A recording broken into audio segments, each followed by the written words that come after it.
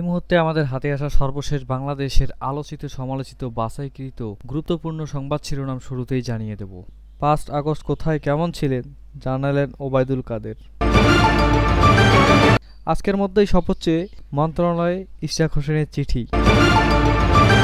আগামী নির্বাচনে বিএনপি সরকার গঠন করবে অ্যানি। সকল সংকটে তরুণরা জাতিকে পথ দেখিয়েছে বললেন যুবদল সভাপতি। স্ত্রীসহ ব্যারিস্টার সুমনের দেশ ত্যাগে নিষেধাজ্ঞা। জুলাই অভ্যুত্থানের প্রথম বিচার প্রক্রিয়া শুরু।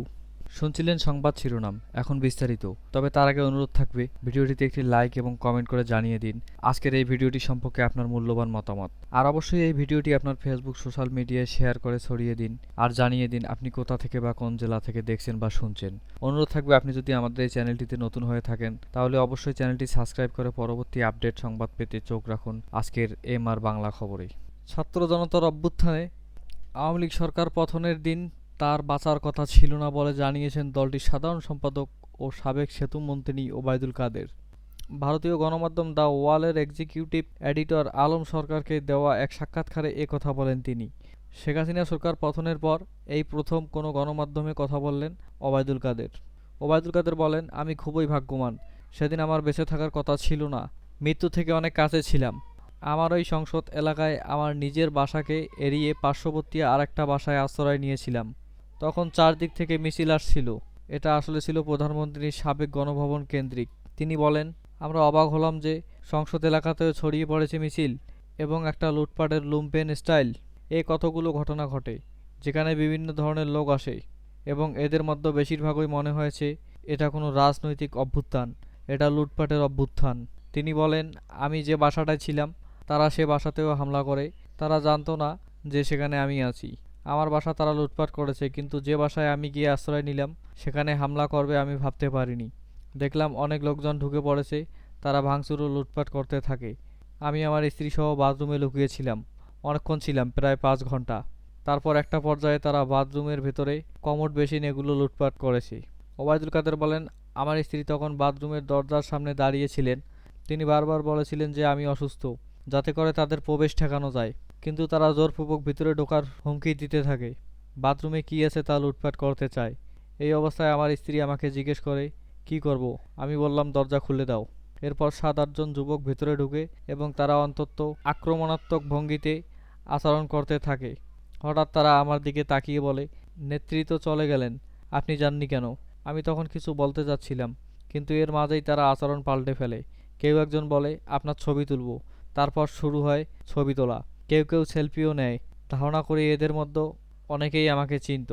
তিনি জানান, ঠিক কী কারণে প্রথমে তাদের মধ্যে এত আক্রমণাত্মক মনোভাব ছিল আর কেন হঠাৎ করে সেই আচরণ শীতল হয়ে গেল তা তিনি বুঝে উঠতে পারেননি। আচমকাই তারা ঠান্ডা মাথায় কথা বলা শুরু করে। তাদের মধ্যেই একটা গ্রুপ তখন চাচ্ছিল তাকে রাস্তায় নামিয়ে সেনাবাহিনীর হাতে তুলে দিতে। আবার কেউ কেউ চেয়েছিল জনতার হাতে তুলে দিতে। এই পরিস্থিতিতে তার মনে গভীর চাপ ও মানসিক ভাঙন সৃষ্টি করে। এরপর তারা তাকে একটি শার্ট, লাল পতাকা সংবলিত ব্যাজ এবং মুখে কালো মাস্ক পরিয়ে সংসদ এলাকা থেকে গণভবনের অভিমুখে বড় রাস্তায় হাঁটিয়ে নিয়ে যায়। হঠাৎ কোথা থেকে একটি খালি ট্যাক্সি বা ইজি বাইক এসে হাজির হয়। সেই মুহূর্তে রাস্তায় কোনো গাড়ি ছিল না। তিনি মনে করেন এটি হয়তো তার ভাগ্যর বিষয় ছিল। এক প্রশ্নের জবাবে সাবেক এই সেতুমন্ত্রী বলেন, তাদের মধ্যে 2 জন তাকে ও তার স্ত্রীকে সেই গাড়িতে তোলে এবং পথে যেতে যেতে চারপাশের চেকপোস্টে লোকজন উদ্দেশ্য করে বলে, চাচা চাচি অসুস্থ, হাসপাতালে নিয়ে যাচ্ছি, বিরক্ত করবেন না। এভাবেই তারা তাকে অনেক দূরে একটি জায়গায় নিয়ে যায়।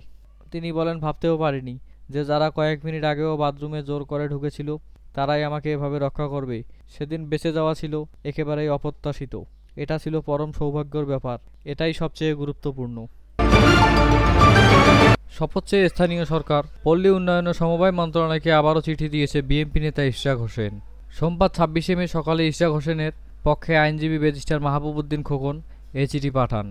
এর আগে গত 17 মে শপথ চেয়ে স্থায়ী সরকার পল্লী উন্নয়ন ও সমবায় মন্ত্রণালয়কে চিঠি দিয়েছিলেন ইশরাক হোসেন। চিঠিতে স্থানীয় সরকার সিটি কর্পোরেশন আইন 2009-এর ধারা 7-2 অনুযায়ী বাংলাদেশ নির্বাচন কমিশন কর্তৃক গেজেট প্রকাশের 30 দিনের মধ্যেই ইশরাককে ঢাকা দক্ষিণ সিটি কর্পোরেশনের নির্বাচিত মেয়র হিসেবে শপথ পাঠ করানোর ব্যবস্থা গ্রহণের জন্য দাবি জানানো হয়।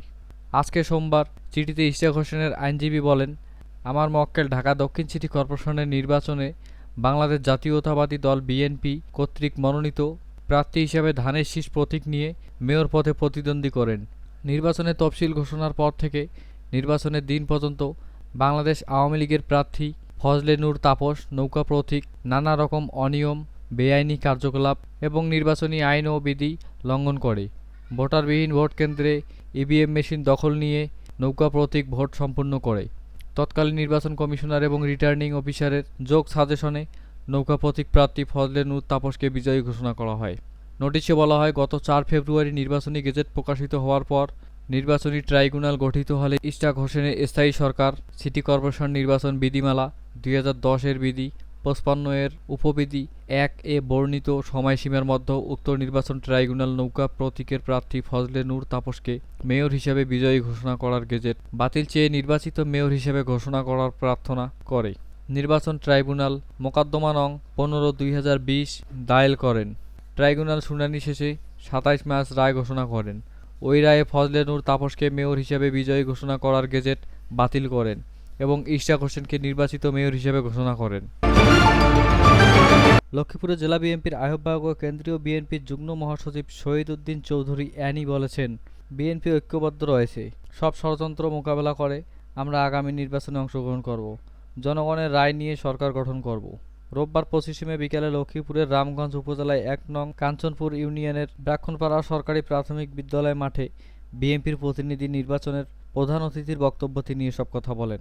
অ্যানি বলেন, আমাদের আপসহীন নেত্রী বেগম খালেদা জিয়া দলীয় নেতাকর্মীদের সঙ্গে নিয়ে বিগত ফ্যাসিস্ট সরকারের আমলে আন্দোলন সংগ্রাম করেছেন। তিনি ছিলেন, লড়াই করেছেন, অসুস্থ হয়ে মাসের পর মাস হসপিটালে চিকিৎসাধীন ছিলেন, তবুও তিনি কখনো অন্যায়ের সঙ্গে আপোষ করেননি।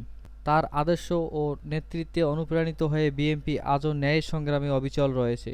রামগঞ্জ উপজেলায় বিএনপির আহ্বায়ক মোজাম্মেল হক মজুর সভাপতিত্বে অনুষ্ঠান সঞ্চালনায় ছিলেন জেলা যুবদলের জ্যেষ্ঠ যুগ্ম আহ্বায়ক সৈয়দ রাশেদুল হাসান লিংকন।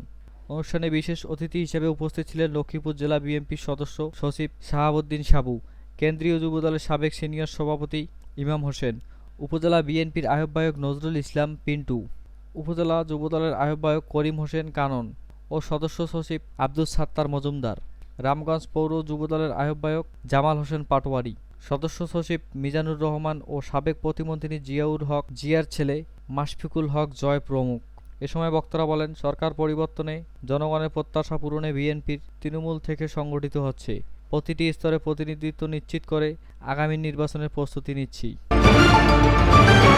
ভাষা আন্দোলন, স্বাধীনতা সংগ্রাম, স্বৈরাচার বিরোধী গণ আন্দোলন সহ দেশের সকল সংকটে তরুণ প্রজন্ম জাতিকে পথ দেখিয়েছে বলে মন্তব্য করেছেন জাতীয়তাবাদী যুবদলের সভাপতি আব্দুল মোনায়েম মুন্না। সোমবার ২৬ মে রাজধানীর নয়াপল্টনে বিএনপির কেন্দ্রীয় কার্যালয়ে দলটির ৩ অঙ্গ সহযোগী সংগঠন যুবদল, স্বেচ্ছাসেবক দল ও ছাত্রদলের যৌথ উদ্যোগে ঢাকা বিভাগীয় তরুণ সমাবেশ উপলক্ষে সংবাদ সম্মেলনে তিনি একথা বলেন। যুবদল সভাপতি বলেন, বাংলাদেশের ইতিহাসে প্রতিটি গুরুত্বপূর্ণ মোড়েই তরুণরা ছিলেন অগ্রসরী শক্তি। ভাষা আন্দোলন, স্বাধীনতা সংগ্রাম, স্বৈরাচার বিরোধী গণ আন্দোলন কিংবা ভোটের অধিকার প্রতিষ্ঠার প্রতিটি লড়াইয়ের কেন্দ্রে ছিলেন তরুণের সাহস, আত্মত্যাগ ও নেতৃত্ব। সেই গৌরবের ধারাবাহিকতায় রক্তক্ষয়ী জুলাই গণ অভ্যুত্থানেও তরুণরাই ছিলেন অগ্রণী। ইতিহাস আমাদের দেখিয়েছে, যখন এই দেশ সংকটে পড়েছে, তরুণরাই এগিয়ে এসে জাতিকে পথ দেখিয়েছে। বিএনপি এই ঐতিহাসিক সত্যকে সম্মান করে এবং বিশ্বাস করে। তরুণ প্রজন্ম এই দেশের ভবিষ্যৎ, নীতি নির্ধারক ও গণতান্ত্রিক কাণ্ডারি। সংবাদ সম্মেলনে স্বেচ্ছাসেবক দলের সাধারণ সম্পাদক রাজীব আহসান বলেন, বিএনপির ক্ষমতায় আসলে ১ কোটি তরুণের কর্মসংস্থান করবে। আগামী ২৮ মে ঢাকা বিভাগীয় তরুণ সমাবেশে প্রধান অতিথি হিসেবে উপস্থিত থাকবেন বিএনপির ভারপ্রাপ্ত চেয়ারম্যান তারেক রহমান। সমাবেশটি অনুষ্ঠিত হবে নয়াপল্টনে বিএনপির কেন্দ্রীয় কার্যালয়ের সামনে। এর আগের দিন ২৭ মে তারুণ্যর ভাবনা জানতে অনুষ্ঠিত হবে সেমিনার। সংবাদ সম্মেলনে উপস্থিত ছিলেন যুবদলের সাধারণ সম্পাদক নুরুল ইসলাম নয়ন, স্বেচ্ছাসেবক দলের সভাপতি এস.এম. জিলানী, ছাত্রদলের সভাপতি রাকিবুল ইসলাম রাকিব, সাধারণ সম্পাদক নাসির উদ্দিন নাসির।